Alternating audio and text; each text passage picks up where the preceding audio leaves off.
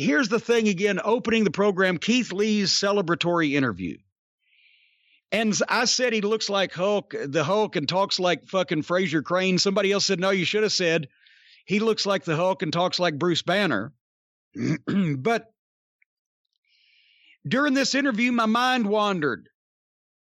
Keith Lee is so well-spoken, and he has emotion and an expressive face. He's so nice and polite. He thanked everyone. I sound like a fucking baritone next to Keith Lee. He thanked everyone so sincerely. And the fans and it's like a Ricky Morton promo from this big monster. And it was so nice. By the time that he called out his frenemy, and also he used the word frenemy, a grown adult man used the word frenemy. By the time he called out his frenemy, I'm like, goddamn, can somebody come out here and inject some life in this? What did you think of it to that point? I mean, am I just overreacting? You know, I had a moment during this where I started to realize that the problem isn't just what they are writing for him to say. He has a very different delivery that is it's unique. I haven't seen too many guys. I mean, he is a big, you keep using the term monster. He's a big guy.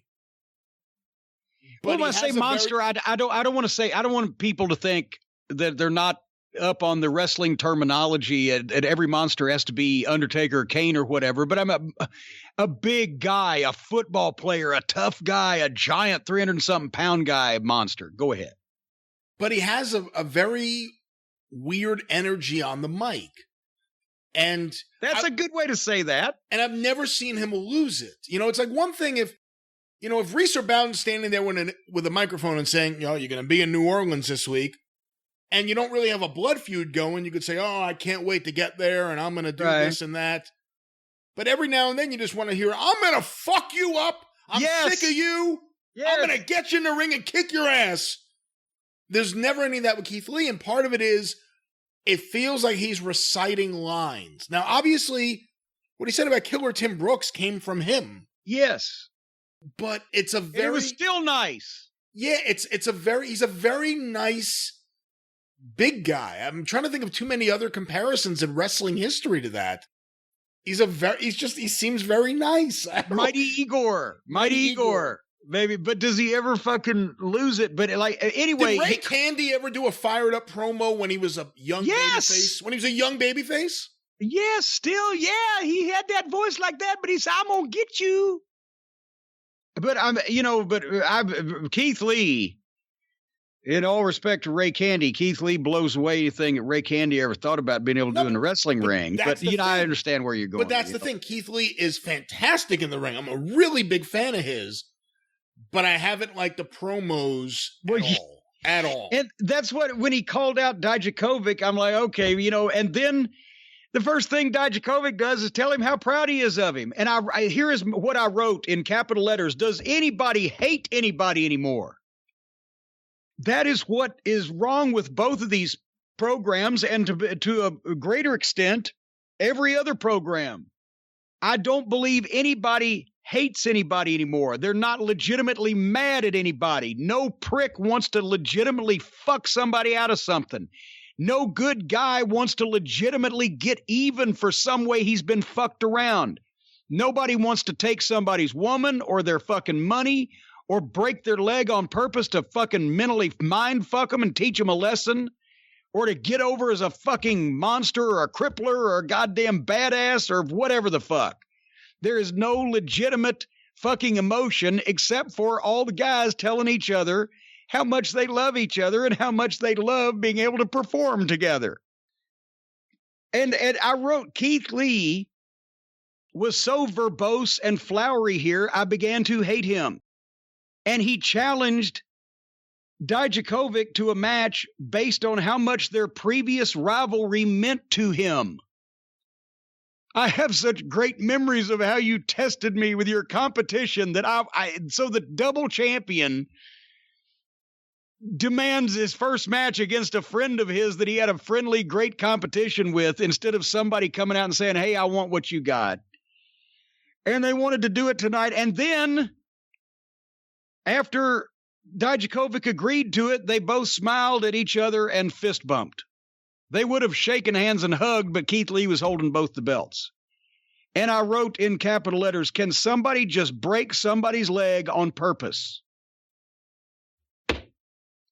This was the friendliest opening segment in the history of wrestling. Well, you know, I mean, I will say, though, I don't think this specific promo or the circumstances around it were the situation for someone to break another guy's leg. Well, no, because obviously this is different. Now, with that said, the idea that Keith Lee has won both belts and he's going to defend them both for the first time against probably his most noted rival in NXT, I like the idea. It's just there was a very different way you could have gotten there, well, even without making it a blood feud for the night, even with playing up the mutual respect.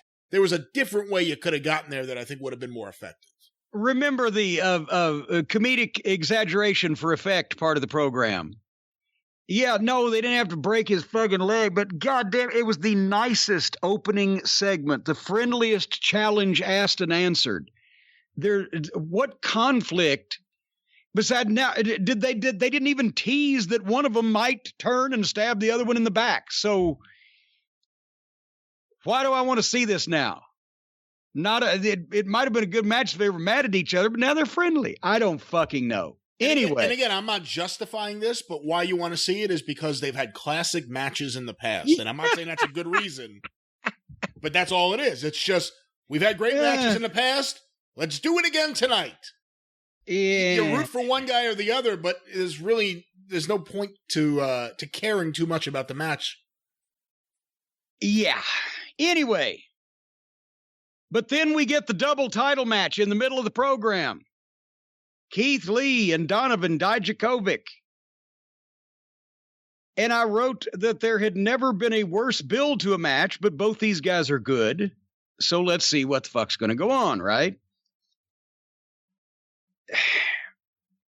Tell me what I missed in at least the first half of the match.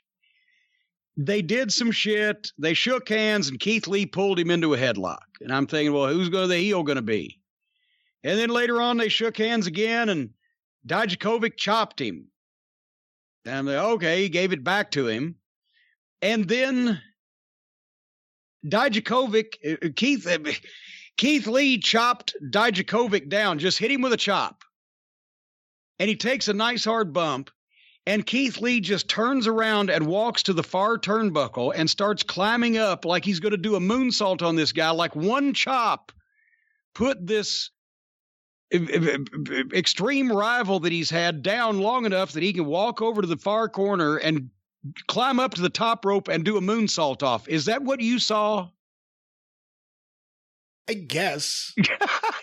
Because when he goes up to the buckle, Dijakovic goes over and picks him up in the over-the-shoulder Raka backbreaker to foil the moonsault, and then he basically let him down to his feet, and they smiled at each other, and they went to the break. This is the friendliest match I've ever seen.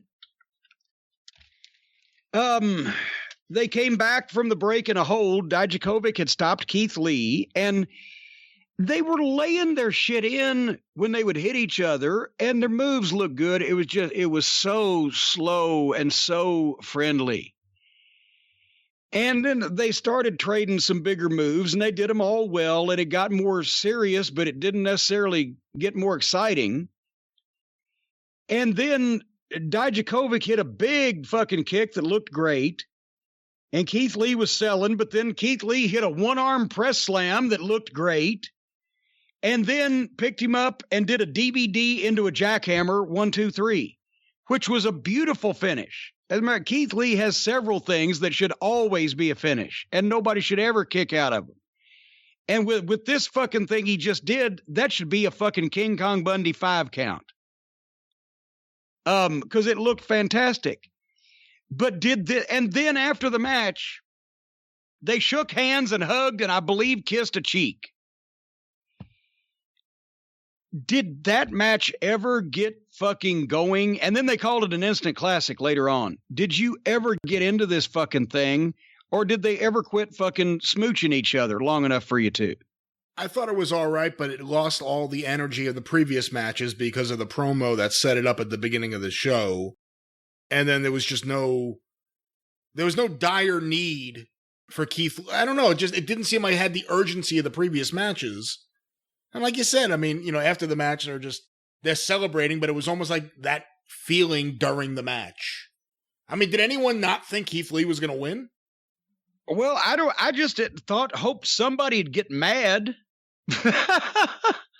But, and then help me explain this one to me, Lucy. As soon as they hug and kiss and shake hands and grab ass and everything, the lights go out. Scarlett is in the spotlight, and she comes to the ring and dumps some shit out of a bag. And the announcers say, or the one that sounds like Michael Cole, what's his name? Is it Tom Phillips or Todd Phillips? I think it's Tom Phillips. Tom Phillips. He said, well, a very non-cryptic message there. It was cryptic to me. What did she dump out of the fucking bag? Well, she used to come out with one of those. It's a clock where you turn it and the sand goes to the other side. An hourglass. An hourglass. She used to come out with one of those. Like sands in the hourglass. So are the days of our lives. You said you come out with a clock you turn. Forgive me for not remembering the term off the top of my head. But anyway, she would come out with one of those, and, you know, that was her thing. And I guess that smashed up, so time's up. Well, goddamn, wouldn't you show the goddamn hourglass with all the sand out of it and it's all in the bottom and you got, no more time's up instead of breaking it with a fucking hammer? Doesn't that restart the clock or pause the clock or something when you're on hourglass time? I guess they couldn't figure out how to gimmick it. I don't know. Gimmick it, just have an empty hourglass with all the sand in the bottom. What the fuck? Oh, God damn it. Anyway. So then they go to break and they come back, and Dijakovic is in the back with another one of their female interviewers that never even gets a graphic, a lower third identifier, what her name is, doesn't get pitched to, doesn't get referred to. So whoever his fucking interchangeable blonde was, or Rip Rogers, Gary Royal, and Pez Watley, the convertible blondes. He starts then putting Keith Lee over further as how great he is. And then the bald guy from Key and Peele walked in and said something I couldn't understand. And then they got in a fight and fell through the door into a storage room next door. And the bald guy from Key and Peele, who was that, by the way? That was Karrion Kross. Okay, well, it looked like the bald guy from Key and Peele to me because nobody said his name either. And he ends up kicking a shit out of Dijakovic, but the female interviewer vanishes. You never hear her or see her again. The camera follows them, not even in the distance. Somebody get some help. Nobody's trying to break this up. They're just fighting on camera in the back, actually not fighting because Dijakovic's down and fucking Karrion Kross Key fucking takes his shirt off and walks off. I couldn't figure out what he said either. I couldn't figure out if it was English. I had no idea what he said. I thought it was a Russian gimmick. Is he not Russian? Who is he? I mean, who is he? What nationality is he? I don't know. See, I don't know too much about him. If he is, the little bit of NXT we've watched the last few weeks, they have not established that he's a foreign menace. His country of origin has not been. No. I guess we just know that him and Scarlett have a relationship with the lighting guy and the music guy, because they hit their stuff whenever they have to come out and march to the ring. That's it. That's all we know about him. But I'm not alone. You couldn't understand a word he said either. I had no idea what he said. I was expecting something in English, and well, I couldn't figure out what he said. I couldn't figure out if it was another language, or I just couldn't understand what he said. You hit the wrong button on your remote control and you switched it to Czechoslovakian. Yeah.